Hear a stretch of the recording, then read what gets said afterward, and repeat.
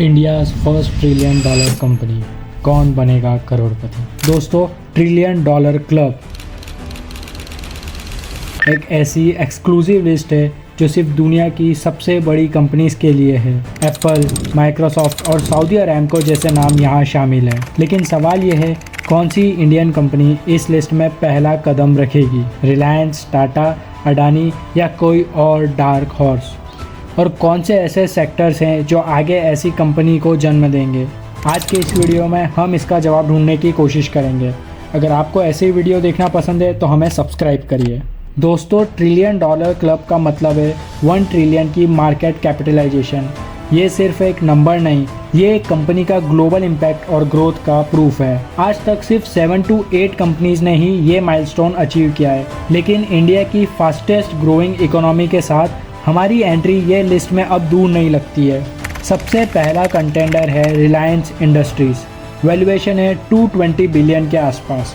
मुकेश अंबानी की लीडरशिप में Reliance telecom, retail और अब रिन्यूएबल एनर्जीज में बड़ा गेम खेल रहा है। ग्रीन एनर्जी और हाइड्रोजन फ्यूल प्रोजेक्ट्स इसका फ्यूचर डिफाइन कर सकते हैं।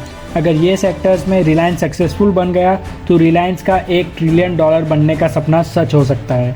दूसरा नाम है Tata group. TCS IT space में डोमिनेट करता है और टाटा मोटर्स ईवी मार्केट में रिवॉल्यूशन ला रहा है। टाटा पावर भी रिन्यूएबल एनर्जी प्रोजेक्ट्स में अग्रेसिवली इन्वेस्ट कर रहा है, लेकिन एक चैलेंज है टाटा ग्रुप का डाइवर्सिफाइड स्ट्रक्चर। कंसोलिडेशन के बिना ट्रिलियन डॉलर वैल्यूएशन मुश्किल है, क्योंकि हर एक अलग अलग बिजनेस सेगमेंट के लिए टाटा के पास अलग अलग कंपनीज हैं।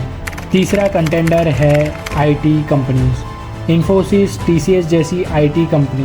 तीसरा सबसे बड़ा कंटेंडर है अडानी ग्रुप। अडानी एंटरप्राइज और अडानी पोर्ट्स इंफ्रास्ट्रक्चर और एनर्जी प्रोजेक्ट्स में एग्रेसिवली इन्वेस्ट कर रहा है। तो अगर अडानी ग्रुप भी इसी तरह ग्रो होता रहा तो अडानी ग्रुप की भी कोई कंपनी ट्रिलियन डॉलर कंपनी की लिस्ट में शामिल हो सकती है। दोस्तों, अब बात करते हैं उन सेक्टर की जो फ्यूचर में ट्रिलियन डॉलर कंपनीज को जन्म देंगे।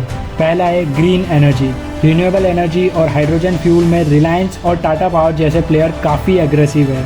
Second, electric vehicles. Tata Motors और ओला इलेक्ट्रिक इस रिवॉल्यूशन को लीड कर रहे हैं और रिसेंटली तो महिंद्रा भी इस स्पेस में आ गया है और इंडिया ईवी हब बन गया है।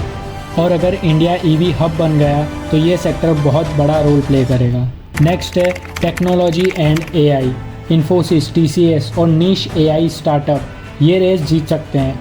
एआई और cloud computing trillion dollar valuation के लिए गेम चेंजर्स हैं। नेक्स्ट है फिनटेक और फूडटेक। पेटीएम, ज़ीरोदा, फ़ोनपे और ज़ोमैटो, स्विगी जैसे प्लेटफॉर्म इंडिया के फाइनेंशियल इंक्लूजन और कंज्यूमर कन्वीनियंस को रीडिफाइन कर रहे हैं। ग्लोबल एक्सपेंशन इनका अगला स्टेप हो सकता है। या फिर इंफ्रास्ट्रक्चर कंपनी, जहां पर अडानी ग्रुप और एल&टी जैसे प्लेयर्स लीड कर रहे हैं। पर दोस्तों, ट्रिलियन डॉलर वैल्यूएशन तक पहुंचने के रास्ते में बहुत सारे चैलेंजेस भी हैं, जैसे कि ग्लोबल कंपटीशन, अमेज़ॉन और गूगल जैसे ग्लोबल जायंट्स का कंपटीशन, रेगुलेटरी इश्यूज, पॉलिसीज और कंप्लायंस हर एक स्टेप में दिक्कत ला सकते हैं। Steady growth. हर सेक्टर में कंसिस्टेंट प्रॉफिटेबिलिटी ज़रूरी है, वरना मार्केट कॉन्फिडेंस लूज कर सकता है। तो अगर अब हम वर्डिक्ट की बात करें कि कौन ये रेस जीत सकता है, तो समरी करते हैं। रिलायंस, ग्रीन एनर्जी और रिटेल एक्सपेंशन इसकी स्ट्रेंथ है। टाटा ग्रुप अगर बिजनेस स्ट्रीमलाइन करे तो स्ट्रॉन्ग कंटेंडर बन सकता है। अडानी ग्रुप, इंफ्रास्ट्रक्चर और एनर्जी में रैपिड ग्रोथ, लेकिन डेट एक चैलेंज है। या फिर Zomato, Swiggy emerging tech sector का डार्क हॉर्स बन सकता है। या फिर कोई एआई स्टार्टअप जो कि एक रिवॉल्यूशन ला सकता है। दोस्तों, आपके हिसाब से कौन सा सेक्टर या कंपनी ट्रिलियन डॉलर रेस में आगे है? रिलायंस, टाटा, अडानी या कोई नया नाम? अपना प्रेडिक्शन नीचे कमेंट में ज़रूर शेयर करिए। और अगर ये वीडियो इन्फॉर्मेटिव लगाओ तो लाइक करिए और थिंकिफाई को सब्सक्राइब करिए। मिलते हैं अगले एपिसोड में एक और एक्साइटिंग टॉपिक के साथ। तब तक हैप्पी इन्वेस्टिंग।